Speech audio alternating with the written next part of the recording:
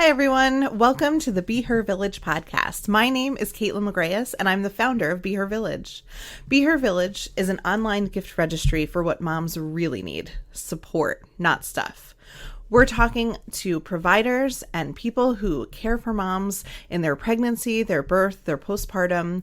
We're talking to real moms and hearing their stories and really just getting into all the good stuff that comes along with new parenthood. So check us out, tune in, and let us know what you think. Hello. This is Janelle with the Be Her Village podcast, and this is an episode of Partners and Parents, where we talk to moms and dads and partners in birth. Today we're talking with Bethany Purificato, who is a mom of a 7-month-old who had quite the unexpected birth and postpartum experience. Kaitlin prefaces this as she's introducing the episode as well. But this episode recounts a traumatic birth and a traumatic postpartum experience. So I wanted to give you a heads up, because if this is not something you feel ready to listen to right now, if this is something that you feel sensitive to, I wanted to give you fair warning that there is medical trauma, emotional trauma, and if you don't feel ready for that, this is a good episode to come back to another time. We, on the Be Her Village podcast, are interested in sharing all kinds of birth stories, everything from easy births to the traumatic births, because there is truth in each of those stories. There is a point of connection in each of those stories where somebody who is listening is feeling seen and heard and validated, supported, and educated. So it's really important to us to share all kinds of birth stories. We're really grateful for Bethany and coming on and getting vulnerable with us, and for getting real with us, raw with us, and not only recounting her story in her birth and postpartum experience, but also sharing with us what she's doing to help heal from her experience, which is really so inspiring. So again, thank you, Bethany, for coming on the podcast and sharing your story.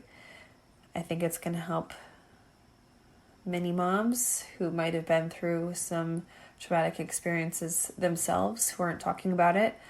And I think your bravery in sharing your story will help other moms share their stories. So enjoy this episode with Bethany Purificato. My name is Bethany Purificato. I am married for 3 years now to my husband, Jimmy, and we have a 7-month-old daughter, Penelope. I love them both more than anything. I'm an insurance broker, close with my family, live in Hauppauge, so I'm very local. Love it. I'm so glad that you're here today to talk to me.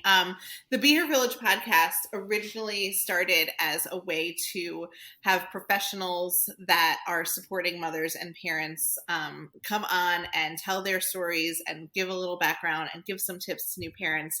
But what we also started doing recently is inviting parents on to our podcast so that we can hear real stories of parenting, of birth, of conception, of all the things that sort of encompass this transition into parenthood.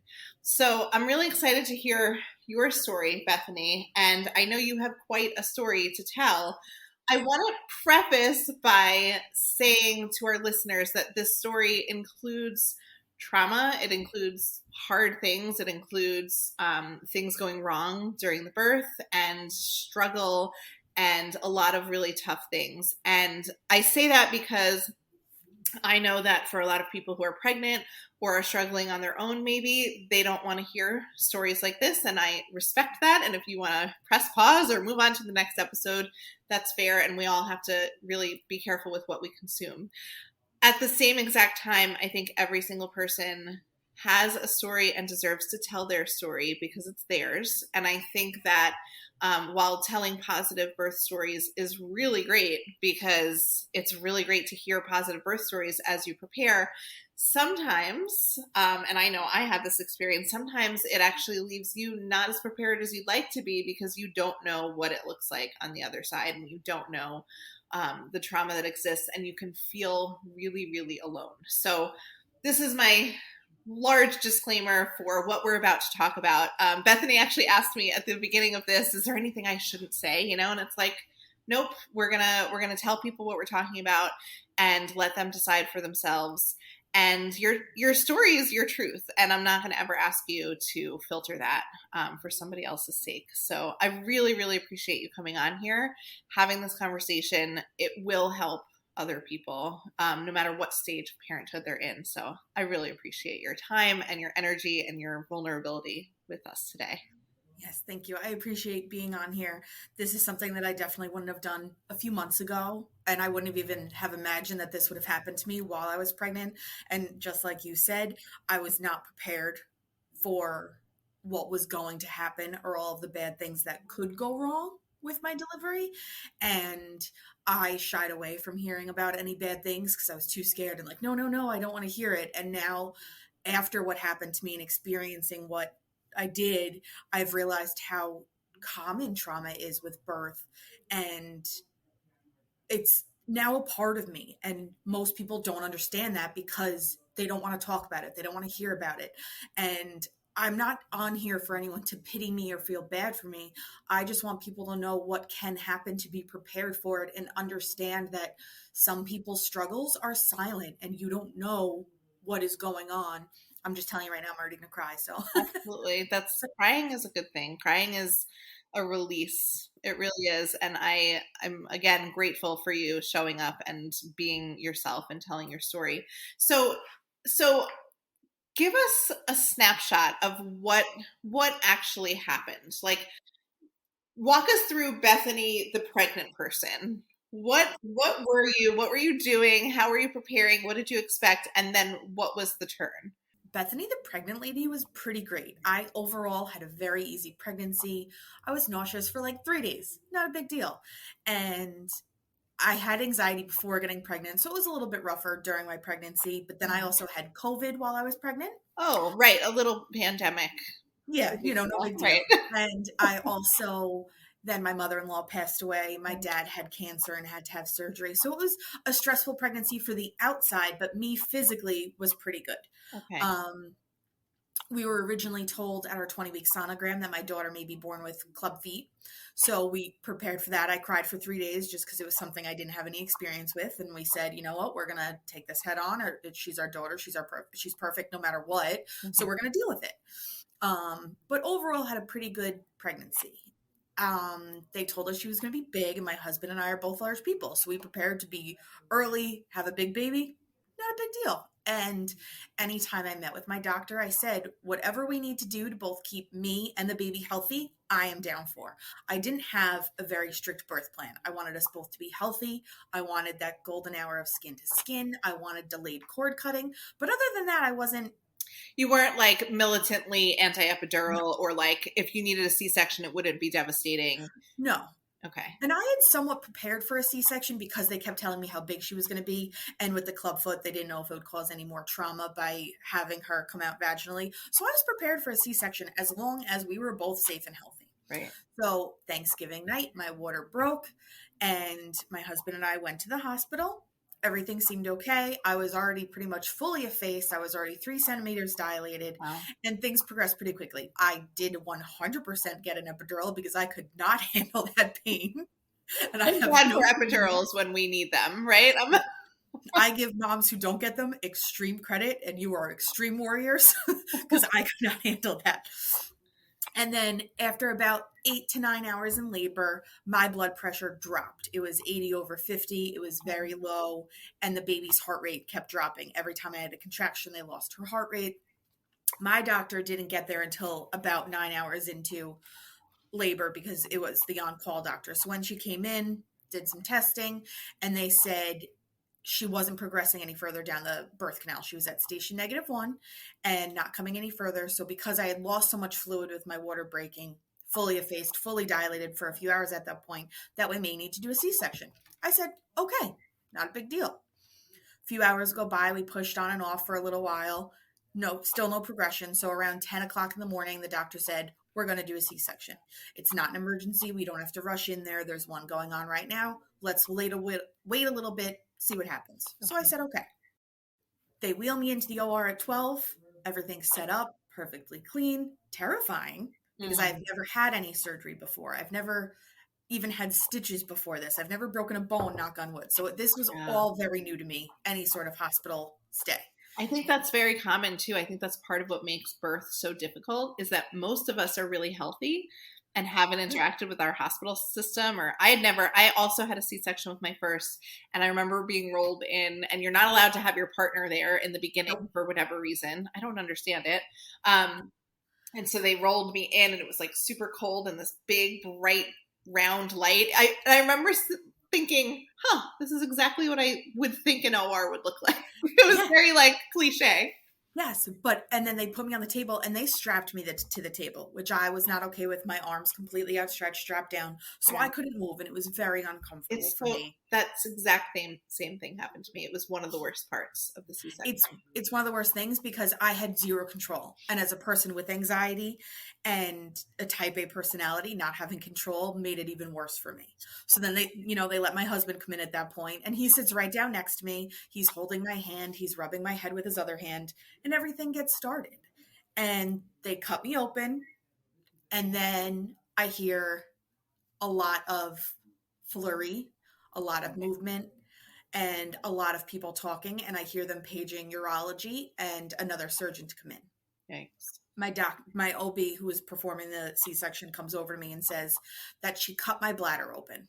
Okay. That the bladder and the uterus look exactly the same, is what she said, and she accidentally cut my bladder. Oh boy.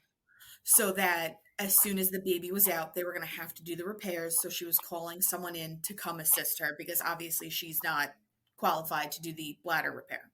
She sounds barely qualified to do a C-section, to be honest. I agree, and I found that out later on as well. Wow. But from one of the nurses, but we'll get to that. Okay. So then all I'm asking for is about the baby. So then she goes to do the actual C-section and cut open my uterus. And I hear say, "Where's the baby?" Turns out that she missed on all over 12 of my scans that I have a uterine septum. So I actually have an extra pouch in my uterus. So when she cut it open, she cut the extra pouch. Wow. So then they had to flip my uterus over and get the baby out. Wow. That's very interesting. Yeah. So then she's trying to explain this to me. And at first I thought I had two uteruses because I'm in surgery. I'm on pain medication. I don't really know what's going on. All I care about is my baby at this point. And that happens. People have two vaginas, two uteruses. Right. So I was just like, how have I not known this as a 33-year-old woman, or 32 at the time? How did I not know that this was going on? Right. So I was just like, okay, how's the baby? So they get the baby out. I tell my husband to go see her, make sure she's okay, because she was my number one priority at that point. She's great. They put her up to my face for like a half a second, take her and my husband away. That's it. I didn't get to hold her. I barely got to see her. Nothing. I then proceeded for a 4-hour surgery. Wow. I was wide awake the entire time. Strapped down, wide awake. Strapped down. I had to have 2 blood transfusions during the surgery and 2 later on. Wow. At one point, I heard the urologist say, "Are you sure you didn't cut her kidney open?" Oh, so my goodness. I'm laying there, pretty much paralyzed, hysterically crying, not knowing anything about my baby, not knowing where my husband is, and not knowing exactly what happened to me because they didn't explain anything to me until the very end. Oh, Bethany. So they're just pumping me full of the epidural. At one point, I said to the anesthesiologist, because he's the only one I can even see because of the drape, I said, "Should I be awake for this or should I be put to sleep?" And he said, "Let me ask." And I can hear my OB because I know her voice. And she said, "No, it's fine. We're almost done." So I was awake the entire time. Wow. They did give me Xanax to try to calm me down, but at that point, it didn't really work. Right. They closed me up. And then my OB comes over and tells me that I had the bladder repair. I had to have the septum repair, or the outside of the uterus repair. And then I guess she did 2 whole incisions before she got to the right place. Exactly. Wow. So all of that had to be repaired. And they had to put a drain into my stomach for any extra fluid from the blood transfusions, and they had to flush out my whole system because they had to make sure that there were no other leaks anywhere. So they had flushed out like my entire insides. Wow. So after 4 hours, they bring me to recovery, and a nurse goes, "Oh, your husband wants to see you." And I'm like, "Yeah, bring me my husband and my baby." Right. Of course he wants to see me. Of course. I don't know why this isn't why this is a question right now. So then he comes in, they bring the baby in separately. I find out they took the baby to the nursery. He didn't even get to see the baby. They took her away from him and had him just sitting in a room in maternity and did not update him until the very end. Wow. So he had tried calling, my family, his family, or friends, and didn't even know what to say because he thought I was dying. Like I was questioning during the surgery, am I going to die right now? Am I going to leave my husband with our brand new baby and never get to know her? So while I'm in the recovery room, I call my mom and my sisters and I'm talking to them. And then the nurse comes over to talk to me. And it's a nurse who I dealt with during the labor. And I say, like, how did the doctor miss the uterine septum? How did this happen? And she tells me, well, she's a good OB, but she's not really good at surgery. What does that mean? I don't know, but now I can tell why she said that. Right. But it's something that, when I looked for an OB when I got pregnant, I didn't look at who does C-sections and who specializes in that because no one ever thinks that that's what they have to have. Right. So I was in the hospital for 3 days after the C-section with the full drain in my stomach and a catheter. They had to take all the pressure off my bladder to try to let it heal and close up. Right. So I had the baby on Friday afternoon. I was released Monday afternoon. On Wednesday, I went to my doctor's office. I just showed up there because we had the pediatrician appointment, and I just showed up and I said, I am in so much pain. This can't be normal. This can't be healthy. It's all over my body. It is so extreme that I couldn't hold my baby. I couldn't get up and down off the couch. My husband had to help me do everything. Thank God my husband is so wonderful because he really took the reins with the baby and taking care of me at the same time. And so the OB says, it's just gas, and prescribes me Oxycontin. Oh, so narcotics for the freshly postpartum mother. Wow. And gas pain. Right. So, to me, I just want to pause. That's just being dismissed completely. Absolutely. Oh. It was, and I didn't realize how bad it was dismissed until the next day when I found out what was going on. So the next day, I had a fever over 102, and I was shaking so bad that I could not move. I called my mom. She came and took me to the hospital so that my husband could stay with the baby. So I called the OB, and she's like, oh, yeah, that fever's not good. Come into the hospital. I get there. I was in septic shock. Wow. So I was immediately taken into triage. They started me on antibiotics, did blood cultures right away. That then proceeded into a chest x-ray, ultrasounds on my stomach. They had to check the bladder to make sure it wasn't leaking. I was there for a total of 5 days. Oh my goodness. And they did not figure out exactly what was wrong until the 4th day. Wow. So it was 4 days of me yelling with no visitors because of COVID. My husband and baby could not come. Oh my goodness. I could not see them. I was completely alone in a room at the end of the hallway in the back corner where they told me, you have an infection, but we have to figure out what it is. We don't know what it is. You can't be cleared to go home until we know what it is. So they took blood cultures every 24 hours. And it wasn't until the 4th day after me screaming, which I kind of apologize to this physician now because it's not his fault, saying, I need to know what's going on. Nobody's told me anything. So after 4 days, they knew that I had an abscess that ruptured at that point. An abscess where? In my stomach by the incision. Oh, boy. So they checked my bladder, and after I yelled at the one physician, the urologist called me and said, I did my testing. Your bladder is not leaking. It's not from your bladder. It's something the OB has to distinguish or the regular physician.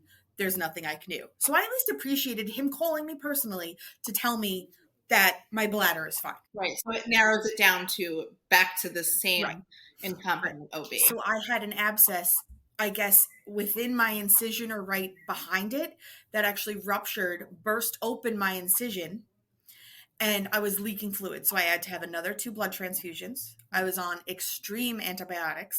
Wow. And then I was being seen by an infectious disease doctor Oh my who goodness. informed me I had bacterides, which is a rare bacterial infection from the abscess that ruptured. Wow. All of this with a 1-week-old. Yes, that I was not with. You're not seeing. Right. So then on the 5th day, a different OB from my practice came and she said, I think you might be eligible for a wound care. So I was like, I don't even know what that is. So they had wound care come in. Doesn't sound like something you want to be eligible for, though. No. It doesn't sound like you won a prize or anything. All I cared was, does that mean I get to go home to my baby? Because that was the most important thing for me.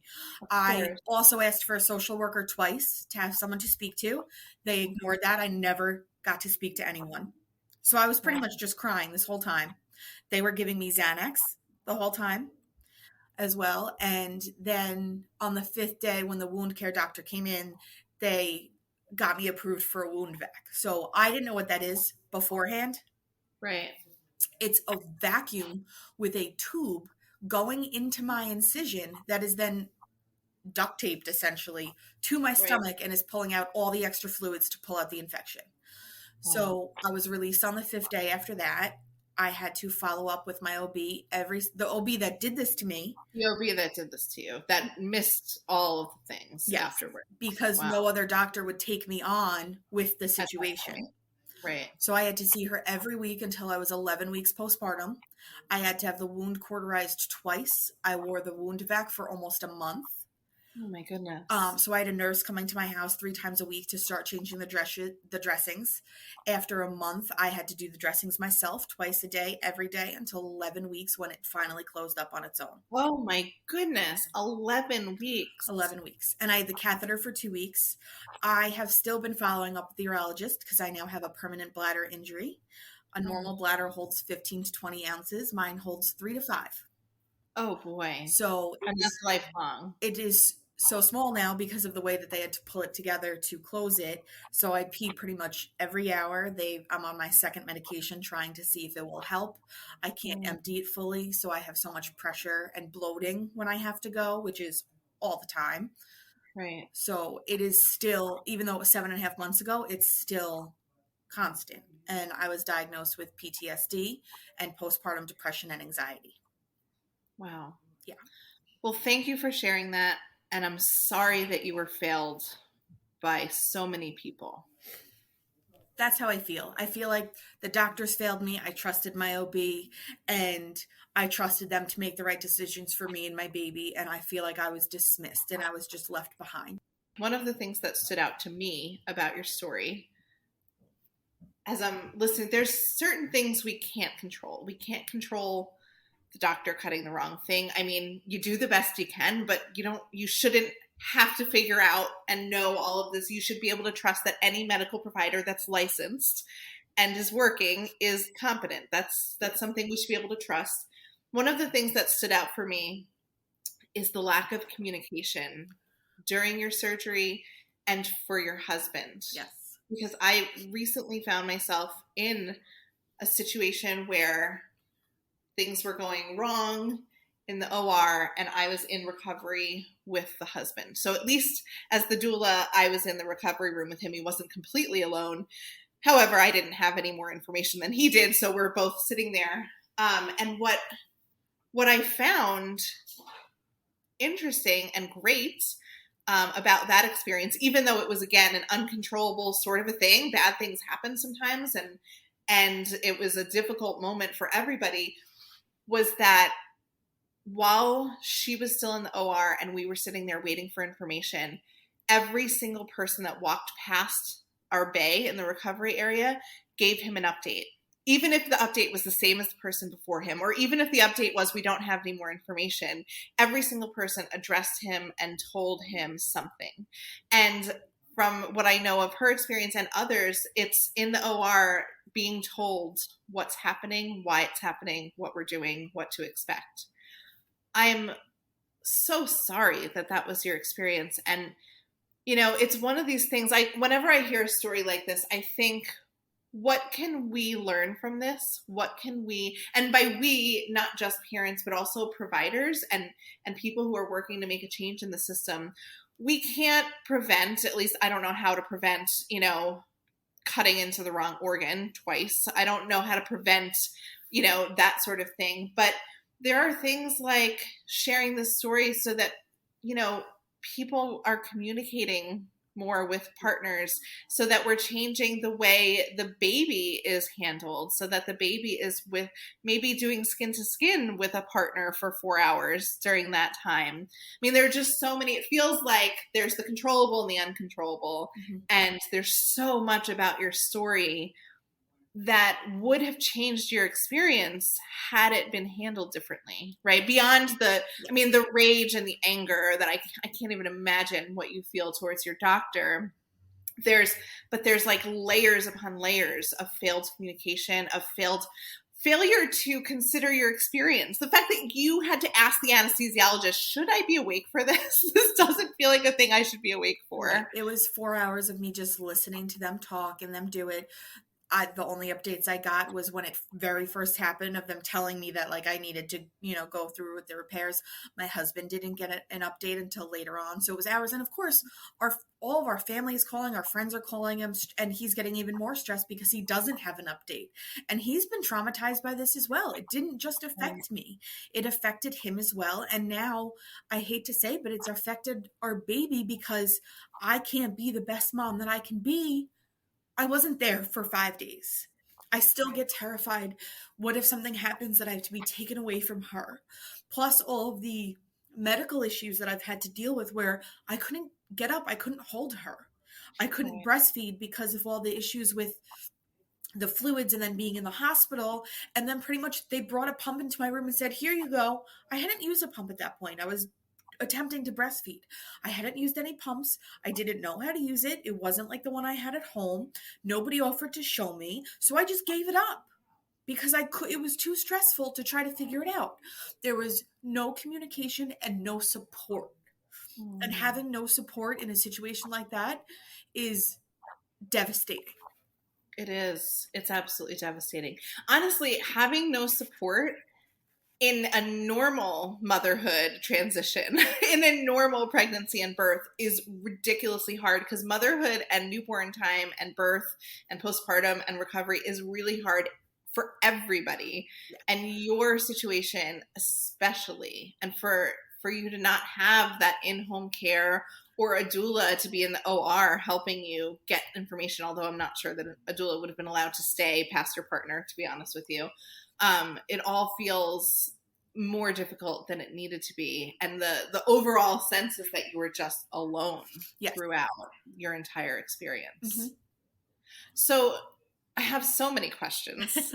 I want to go in two different directions. I just have like a curiosity question for myself of what it looks like with you and your doctor right now. And then I'd love to talk more about what you're doing to cope and grow and move through this. Yeah. But so in the immediate, what were those appointments like, and what does the relationship look like right now? I had a panic attack after each one. I would cry before going into each appointment, and I was not friendly. I just kind of went in and was like, what do I have to do? What's going on? And she tried to be super friendly to me. I think she knew how upset I was with her, but she can't apologize. She can't take accountability for it, because why can't she? Medical malpractice. If she takes if she takes responsibility. Because I'm sorry I did that to you, then she opens herself up to a lawsuit, which I don't know if you want to share or not, but is that something that you're I can share that too.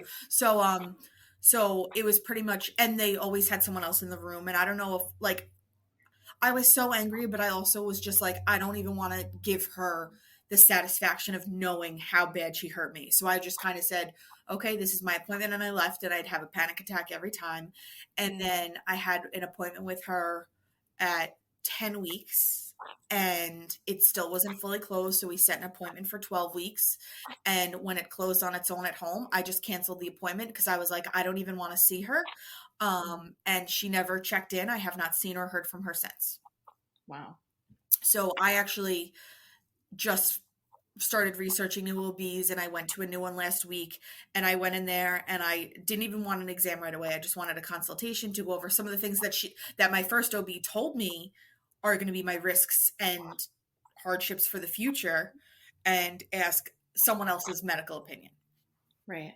I did speak to a lawyer originally when a few months after this first happened, and they pretty much told me it's not a case for them. It's common risks associated with a C-section.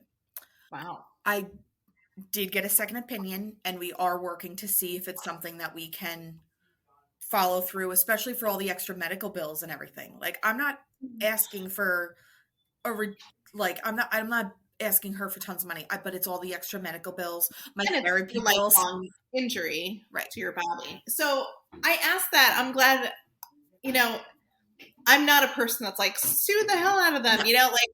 I'm not litigious as a person. I do a lot of like handshake deals and integrity and honesty. So I'm not usually that person, and I'm guessing you're not either, but I just want to point out for anybody who might be listening. I mean, I would imagine people who might be listening to this might be thinking, number one, oh my God, sue them for all they're worth. Yeah.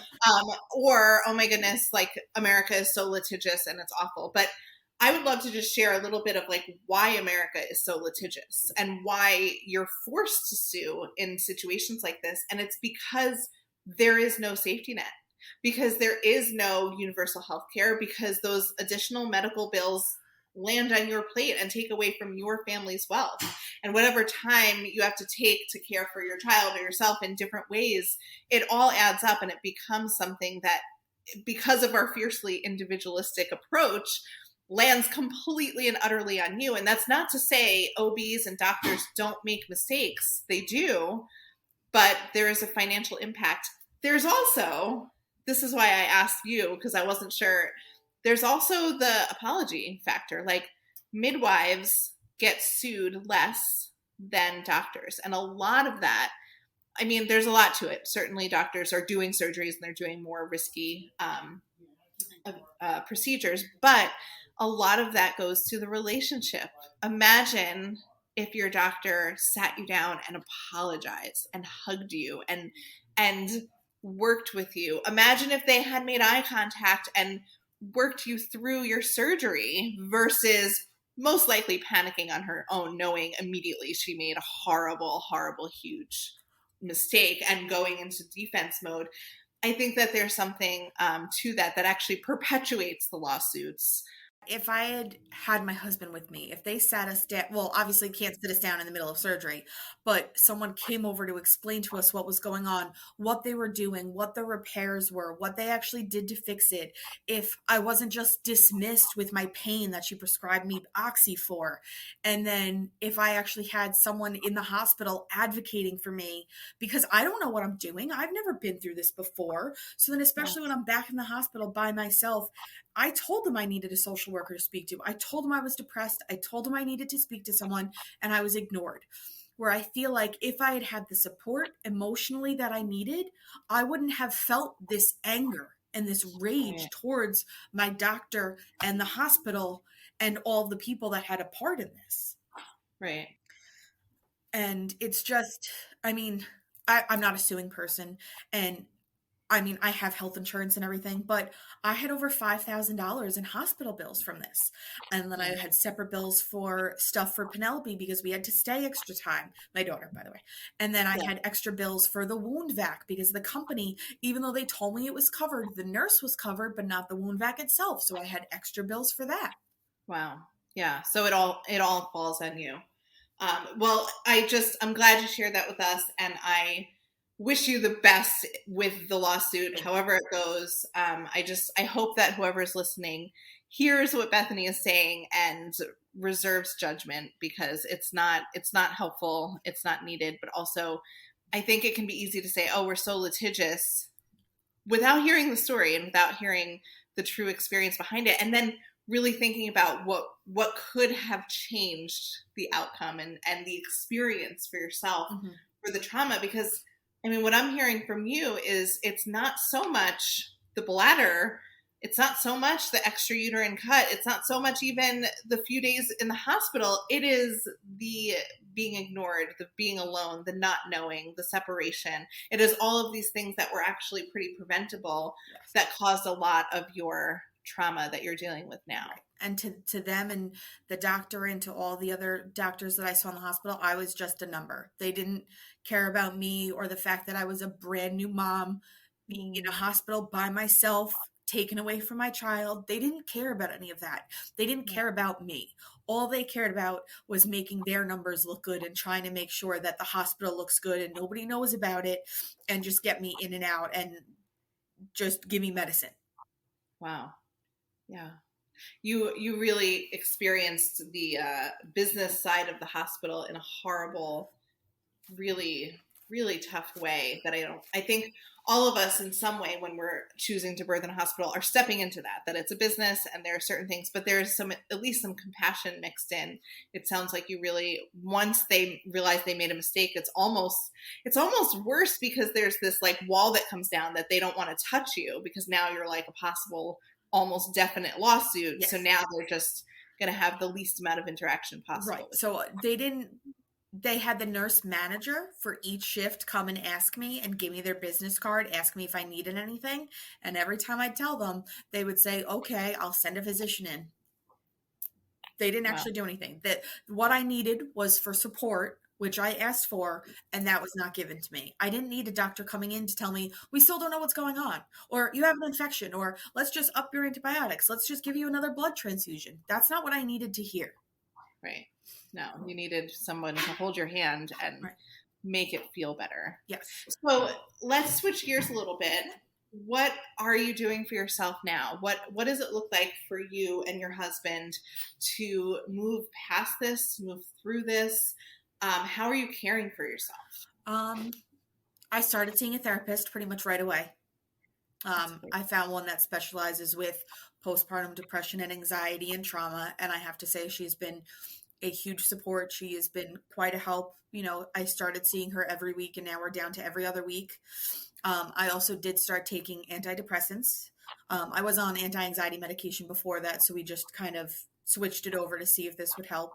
And my therapist gives me homework and tells me things that I need to do to just help make sure that I'm connecting with the baby. Because I didn't get to connect to Penelope right away. And I didn't realize that until one day it just kind of switched. And I'm very lucky that my husband was able to stay home for 6 weeks after the delivery. So he was there to help me. And my job was very, very good with it too, that I didn't go back into the office right away. And even now I'm only in the office 2 days a week. So I am very, very fortunate with that. I have a great support system. So I was having people come over to help me, even if they would just take care of the baby so that I could clean or take a shower, take a nap, whatever it was. I'm still going to be continuing with therapy for a while. And also, as hard as it was, seeing a new OB kind of helped me, just because the OB that I originally had also told me a lot of risk factors for the future that made me terrified to, and possibly not even be able to have any more children, because of all the scar tissue and the bladder injury and all that. So that actually helped me a little bit by getting answers from another professional. I'm still waiting for more testing to be done on my uterus to see the septum, see how big it is, if there's a lot of built up scar tissue. So I'm getting that done at the end of the month. I'm still seeing the urologist to try to work on fixing the bladder injury. But mostly I'm just spending time with my husband and my daughter and trying to enjoy all the moments that we have together. Oh, that's incredible, Bethany. Thank you so much for sharing today about this. I'm curious if you could go a little bit further into what that relationship looked like with your daughter, because I think for a lot of us who have traumatic birth experiences, or even just like underwhelming birth experiences, like it doesn't have to be traumatic. There can be this this really interesting feeling of like hating your birth or not liking your birth or feeling terrible about your birth and loving your baby, but feeling guilty about not thinking that was the best day of your life, or not feeling connected with them because you're so wrapped up and your body has changed and your life is turned upside down. I know one of the big hesitations that people have in taking antidepressants or anti-anxiety medication is that they don't want to harm their baby by having that medication go into their breast milk. And yet, I think sometimes we miss the larger picture, which is that somebody who's suffering from severe postpartum anxiety and depression parents differently. Like you said, you feel disconnected. You feel like you're not present for her. What did that look like from day one until now? How has that evolved for you? It was very rough at first. Like, don't get me wrong, I loved my baby from the second I saw her, from the second I found out we were even pregnant. And we are very blessed and fortunate that she is healthy. She is great. She's growing phenomenally. She's adorable. And we just love her more than anything. So I always loved her. But I felt like I was so terrified the first few weeks after being in the hospital that something was going to happen to me, that I was going to be taken away, that I could possibly die from any of the complications, and that if I got too close to her and then was taken away, that would harm her even more. Right. And I couldn't really be the best mom that I could be in the beginning because I couldn't get up and down. I chose not to breastfeed at that point because I knew that my emotional and stress levels were too much to even try it, that she already had to be on formula because I wasn't producing enough in the hospital. My milk didn't come in right away, that I was just like, she's fine on formula, she's fed and happy, and that's what matters. I didn't want to stress myself out even more, and that was what was important to us.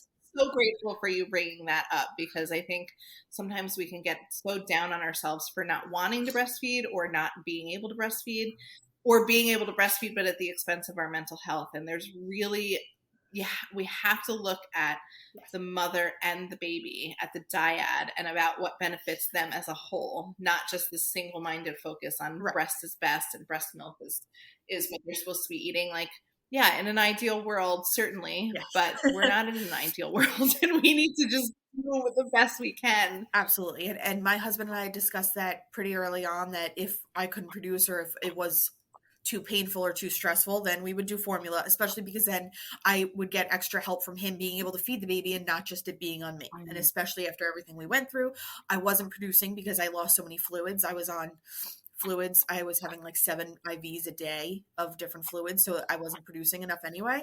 So that was my first thing, is I'm not breastfeeding. I need to be able to make sure that my stress isn't, and nothing's added on to the emotional impact of everything that happened. Mm-hmm. But I think being pretty much bedridden for a few weeks, not being able to do anything, really impacted us, because I mean, I could hold her, I could snuggle her, but I couldn't be the one to I couldn't hold her while I sat up or down, or while I got up and down, because my husband had to help me up and down. So I couldn't do a lot of her changings or changing her clothes or the bath, because I couldn't even stand for more than a few minutes at a time. So I felt like a crappy mom, and I felt extreme guilt over it. And my therapist worked with me on that to nothing that I did was my fault.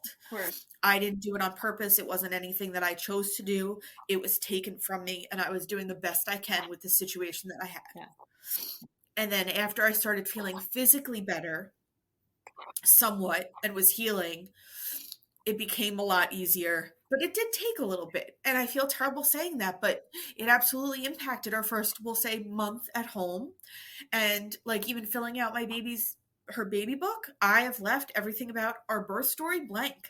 I don't have the heart to fill it out, because I don't want her to know about the trauma and what had happened. And you don't want her to ever think it was her fault. It wasn't your fault, and it wasn't her fault.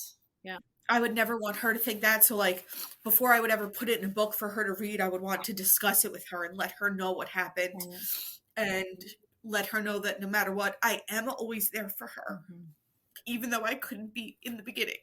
Absolutely. It's really beautiful, Bethany. It's what's beautiful is that how you're parenting her, and how you're considering her, and how you're getting help for yourself so that you can show up for her. And, you know, part of me, when I'm thinking about how do we end this conversation, because it feels really like you're still right in the middle of it. And what I would like to say to you, just as someone who was lucky enough to listen to your story, is that the story keeps unfolding, right? So how you feel about your birth while it's happening how you feel about it right after, how you feel about it a month out, how you feel about it 7 months out. It's going to keep changing and evolving. And I say this as somebody who didn't have as severe of a birth as you did, but plans totally went off the rails. People treated me terribly and just sort of felt stunned at the end of my birth with a C-section I didn't want, and having felt largely more upset about the treatment of the people in the hospital than the actual C-section. C-section was fine. It was a C-section. It was the way I was ignored and neglected. But this, it will change for you, and it will shift. And I'm not sure if there is, if I ask this question, I'm not sure if there's a real answer yet, but I want to ask it knowing that there will be eventually. And that is there anything right now, and if the answer is no, that's okay, that you feel like you're glad that it happened this way, or you feel like you have grown into something or learned something or gained something from this experience that you wouldn't have otherwise? I've learned that birth trauma is more common and it needs to be discussed more often because a lot of people don't want to hear about it. I have tried to accept what happened to me, and I know now that this is who I am now. This is a part of me. We all change, we all grow, and this is my journey. I also realize that even though some days it may not feel like it, that I am a badass and I have survived. Yes. And I'm going to be okay. Yeah. That even though I went through this, I will say that, my daughter came out of it. And no matter what, that is the best thing that could have happened to me, is my daughter. Absolutely. Well, thank you, Bethany. And I just wish you so much healing and so much love as you do the work. And I want to point out that doing this and sitting here and telling your story and crying and feeling it is the work, right? Like not coming on this podcast is the work, but just sitting with it instead of ignoring it and, trying to go away from it. Like, feeling into it is the work. And I can see that you're doing it. And sometimes that's why it's so hard and painful, because you're doing it. And healing rarely looks pretty and like wrapped up in a bow, and it often looks messy. So thank you so much for sharing your story, and I wish you all the best. And I actually hope, if you're open to it, if we could check back in a year and see how you are and how things have developed, and how you're feeling about your birth and everything that's transpired since. Yeah, absolutely. That sounds good. I hopefully, continue healing, continue on my journey, and we'll see how everything goes. But I just want to, thank you so much for having me. Of course. I'm very happy to know you now, Bethany. So thank you for that. Thank you.